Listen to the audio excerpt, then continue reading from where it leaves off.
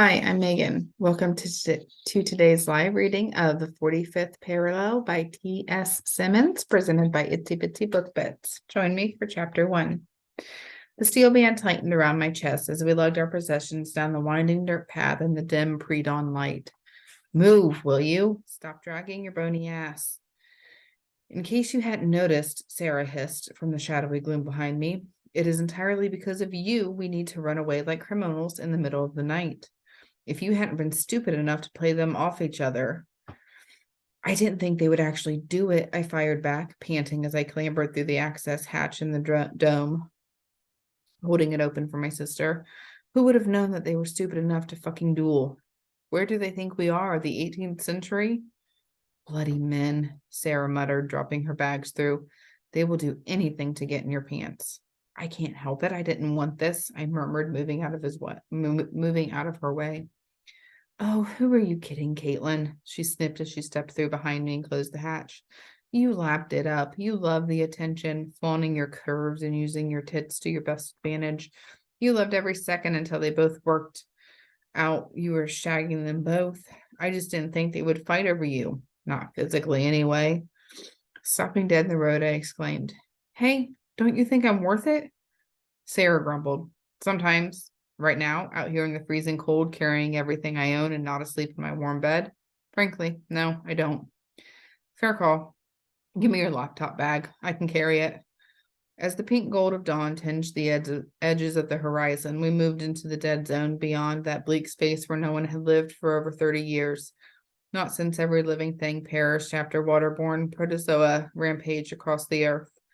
The only survivors were the people, plants, and animals carefully selected to live in protected domed communities. Outside was a wasteland, death as far as the eye could see. The air outside the domes was thinning to almost unbreathable levels, although replanting projects were underway to restore the oxygen levels before they dropped to a point where we couldn't travel between communities. The few of us who traveled needed to carry oxygen canisters, although most people were too fearful of being infected. With the lack of living vegetation, erosion had been devastating to the Earth's surface. Dust storms now battered the shells almost weekly, pitting the waterproof but breathable fabric surface of our home. The torrential pummeling had caused many communities to develop backup plans in case the domes were breached, exposing us to the deadly protozoa. Unapproved travel between dome communities was prohibited, but since one of our mothers was chief, we prayed she might make an exception for us, though we knew it was unlikely she would cut us any slack. Besides, we couldn't exactly stay here. Being a former military officer and now chief of the Association of Collective Communities, Illyria was tough and treated us no differently than her team. Fair, but firm. Seraphine and I were full sisters. Although we had never been told the complete story behind our conception, many of the files were redacted or missing. We knew from one of our regular attempts at accessing our medical files that our biological mother, Freya, had donated her eggs, and they were modified by a team of scientists 20 years ago. Along with 24 other girls, we were immune to the protozoa that still existed in all water on Earth. All water except that in the protected communities where we lived. Antipodes had once linked these communities, portals open only on the solstices and equinoxes, which joined a domed community with its partner at the opposite point in the Earth. 14 years ago, those portals had been deactivated by our mothers, Illyria and Freya, and Taj and Jake from the New Grange community where we had lived for several years. Leaving Callie and Taj made tears spring to my eyes, especially running away in the middle of the night without saying goodbye. Jake and Michaela, too. They had treated us like family since we arrived to undertake our apprenticeships. Even though Sera and I had our tiny cottage on the outskirts of the main township, Callie insisted we come for dinner weekly, or she would drop off meals at our place several times a week when we had a deadline. Initially, I thought she was monitoring us to send reports on our welfare to Cam, our dad. Since they first met in Melbourne at the initial selection testing, she had remained one of his best friends. But over time, I realized Callie was one of the most genuine and kindest people I knew. Much like Aunt Di, both were Australian, wholesomely good people, making everyone feel welcome within minutes of meeting them. Callie was open and honest, never a bad word to say about anyone. With every meal she served, she made us feel at home and special. After living in our own place for so long, I wondered where we would stay when we got home. We had been raised by two mothers and a father in a joint home with our various siblings in a menagerie of pets. The madhouse, Illy had called it. Our biological father, Luca, had been murdered before we were born, but we were loved and nurtured by all our parents and siblings. Sarah and I were born a few days apart to different surrogates, but had learned that we were full siblings after our 7th birthday, as we had been returning from a cross-world journey to Australia, and my parents felt I needed something positive to outweigh the trauma I had experienced. We had always been close, best friends, but now we were inseparable. Illy often teased that we were as close as Sarah's twin sisters, Allison and Summer, who were bonded on a deeper level than anyone I had ever seen, often not needing to speak aloud when in each other's presence. We clambered aboard the vessel, and I untied the craft as Sarah started the engine. I cringed listening to her start it, the grinding shudderings down my spine, wishing she would let me manage the more mechanical aspects. We had lived in Newgrange, apprenticed to Jake, Kelly, and Tadge for the past 3 years, and it was an odd feeling knowing we were leaving for good. They had trained me as an engineer, primarily tasked with ensuring that we maintained a stable power supply for our burgeoning communities, using a variety of solar, wind, hydro, and algal bioreactors, though I often meddled in other aspects of engineering, finding power generation limiting. There was so much I wanted to learn. Seraphine was a technical genius and had not yet discovered a challenge she could not conquer. Throughout our apprenticeships, we had learned all the skills the experts offered across technology, communication, satellite, and engineering. But for the past year, Sarah and I had been bored, witless, and continually looked for new projects to keep us entertained, waiting for our teachers to admit that they had no more to teach us. We had learned to access file shares and databases and open top-secret encrypted files. There wasn't much we hadn't read in the collective's extensive file repository. Tadge had worked as technical lead for the collective for 14 years and had access to every file. As a result, so did we. While we started by learning his password, we soon learned to bypass the security protocols and avoid detection as we hacked every level of the collective's file. It was a game, and it gave us both a thrill. Sarah's skills were more technical, mine more equipment-based, but combined our talents allowed us to achieve most goals. Every Monday, we would set each other a task to accomplish, setting the bar higher each time, timing ourselves and trying to better our score. The loser was forced to wash the clothes for the week. Not wanting to return to our rural community of Lewis, Sarah and I had agreed to stay quiet about our boredom and remain here. Everything had been great until I had stupidly started dating both Finn and Riley about a year ago. Finn was dark, super intelligent, and specialized in electrical engineering. Although when I could get him to engage in conversation, his expertise spanned all technical fields. Living at the remote far end of the community, he was tall, muscular, and quiet. He let me do all the talking when we were together, which suited me just fine. I didn't want him for conversational skills. Finn was the best kisser I'd ever been with, and made me go weak at the knees just at the thought of those rugged, muscular arms wrapped around me. Although naturally quiet, he was dominant at night and loved to please me, which every girl secretly desires.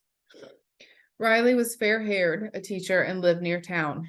Charismatic and charming, Riley was a born storyteller with a wicked sense of humor.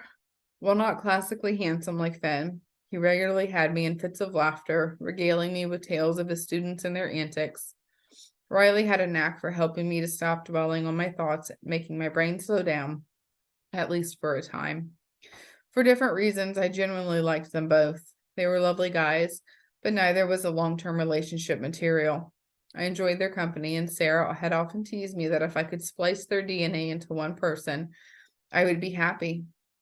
While I thought I had the situation under control, I hadn't realized the depth of their feelings, which was brought to a head when Finn, quite unfortunately, proposed in a very public setting. At 20, I was nowhere near ready to settle down with only one guy for the rest of my life and get married. There were far too many choices, and I was having too much fun. I also suspected that they only wanted to be with me knowing I was immune and any children I mothered would also be immune. Who wouldn't want that legacy for their own family? Riley had bristled and counter-proposed in an even more outlandish fashion. As a result, Finn's wonderfully romantic but mortifyingly public declaration of love had led to a humiliating spectacle outside my home, with the two men shirt-fronting each other. Embarrassed by my lack of ethics on a public display and expecting a brawl, I had called them out and mockingly suggested a duel, thinking they would realize I was joking, and they would storm off, leaving me to slink inside, horrified that I had been busted, planning a way to avoid them both for the rest of my life. They hadn't.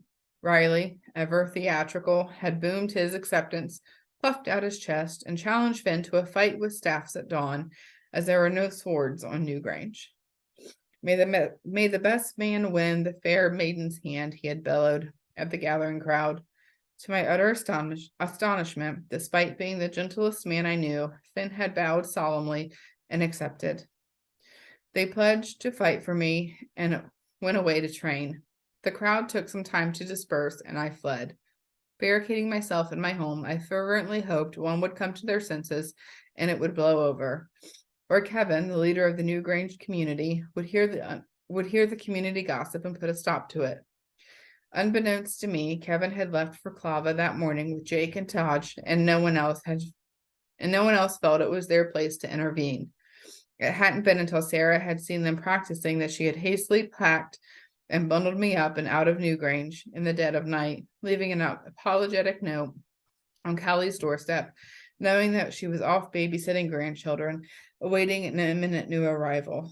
Callie alone would have halted proceedings had she known. Will you miss them? Sera asked, glancing back at me in the dim light. She had just started seeing someone herself, a lovely guy from the medical team, and I felt terrible ripping her away before it developed into something special. They were nice boys, just simple. They aren't simple, Caitlin. Finn is a genius. He would never usurp him, but he knows more than Taj. They are just no match for you. Sera sounded forlorn as we watched the shadowy coast of Ireland pass, the glow of the golden orange dawn light shining off the wet rocks. You are a firecracker, and they will never tame you. Maybe. They would have bored you soon enough. You need someone who completes you, like Dad does for Mum. But when will that be? I've met plenty of nice boys, but I don't want nice. I want someone who challenges me.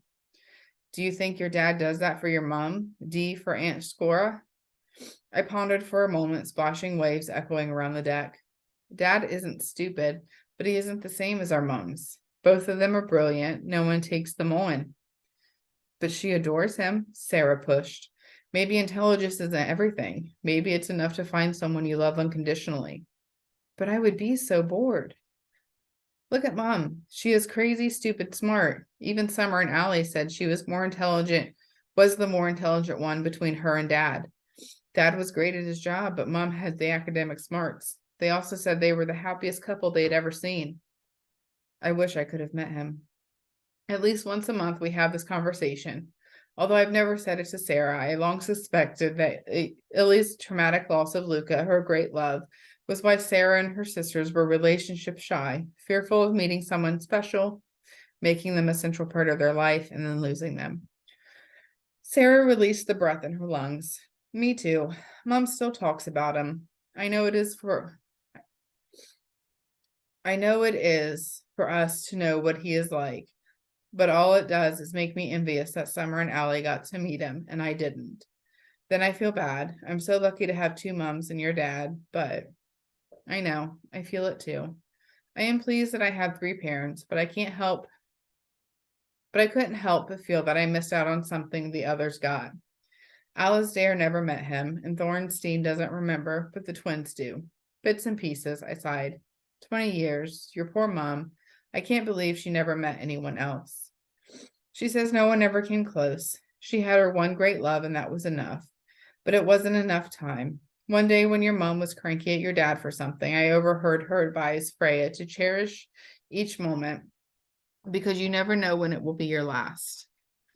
The thing was, I don't think I felt that way about any boy I've met. So you haven't met the right one. Mom always says that when you meet them, it's like exhaling and they become part of you.